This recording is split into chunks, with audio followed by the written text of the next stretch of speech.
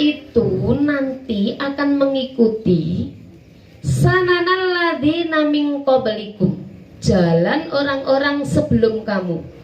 Nah, jadi Rasulullah itu sudah memperkirakan umatnya itu nanti akan banyak yang mengikuti orang-orang sebelumnya. Melok anut grubyuk, wah iki biyen kebiasaane mbahku, iki biyen kebiasaannya nenek moyang, ya harus kita lestarikan. Pernah mendengar begitu Bapak Ibu? Bahkan sampai sekarang. Dan itu sudah diprediksi Rasulullah sejak 15 abad yang lalu. Sudah diperkirakan kalian semua itu nanti, di antara kalian itu akan ada yang suka ikut-ikutan orang-orang terdahulu. Khawatir kalau ajaran, kebiasaan, adat orang terdahulu itu kalau nggak diikuti, kualat, ngoten nggih? Pamali, apa meneh? Dosa, seperti itu. Bahkan Nabi menggambarkan hakal, sebentar, sibaron bisiberin, sedikit demi sedikit mereka ikuti. Napa nggih contohnya nggih? Halloween. Banyak ya apa nggih? Misalnya bikin rumah, kemudian apa nek katene bikin atap itu dikasih sesuatu ya di atap sana, di kudo-kudonya nggih. Iki mbah biyen ngono. Nek gak ngono kok. Barang wis dadi omahe, nduk lawange dipasangi sesuatu. Iki kebiasaan mbah-mbah biyen, kudu ngene. Nah itu contoh. Tanpa mengkritisi bener apa ora, tanpa mempelajari apakah kebiasaan mbah-mbah ini sesuai dengan yang diajarkan oleh Islam apa tidak. Nggak ada gitu. Wes pokoknya apa yang menjadi kebiasaan nenek moyang dilestarikan.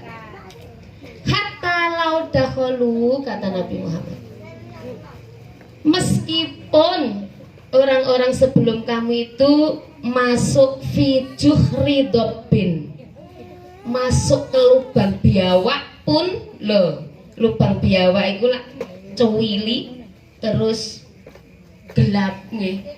Masya Allah, biar itu seandainya melbu biang apa lubang biawak, atau paribasane orang Jawa itu melbu sumur pun ya, lattaba'tumuhum, pasti mereka semua akan mengikuti. Wis opo jare nenekmu yang dijak mlebu sumur iku ya gelem. Itu ibaratnya. Terus para sahabat bertanya, "Ya Rasulullah, al-yahudu wan nasoro, apakah orang yang suka ikut-ikut itu adalah orang Yahudi dan Nasrani?" Bagaimana jawab Nabi? Faman la sapa meneh ora ono liyane selain orang Yahudi dan orang Nasrani. Bapak Ibu yang saya hormati, panjenengan mengenal orang Yahudi dan Nasrani? Kalau disebut di Quran itu dia itu apa Bapak Ibu? Ahli kitab.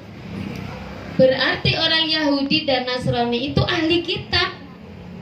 Kalau konotasi bahasanya nih disebut ahli kitab itu kan ahline kitab nggih.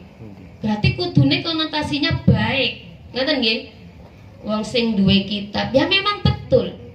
Karena memang Yahudi menerima kitab Taurat dari Allah juga kan nggih? Kaum Nasrani menerima kitab Injil dari Allah juga. Tetapi kenapa di dalam Al-Quran selalu disebut menjadi golongan yang jelek Yahudi dan Nasrani itu? Padahal mereka ahli kitab. Kesalahannya di mana? Kesalahannya karena mereka tidak mau mengakui Al-Quran sebagai kitab terakhir, sebagai kitab yang menyempurnakan kitab-kitab sebelumnya. Ada Taurat, ada Injil. Lah ya otomatis toh, nek wis Taurat yang membawa Nabi Musa sudah tidak ada, diganti dengan nabi selanjutnya, ya kitab Taurat tidak berlaku. Begitu pula Injil, ya kan? Kalau yang membawa Injil Nabi Isa dan beliau sudah wafat, digantikan oleh nabi yang terakhir yaitu Nabi Muhammad, maka Injilnya juga tidak berlaku. Mana yang berlaku? Ya kitab penyempurna, yaitu Al-Quran. Tapi ahli kitab, orang Yahudi dan Nasrani itu tidak mau menerima Al-Quran, tidak mengakui kenabian Muhammad. Nah ini loh salahnya.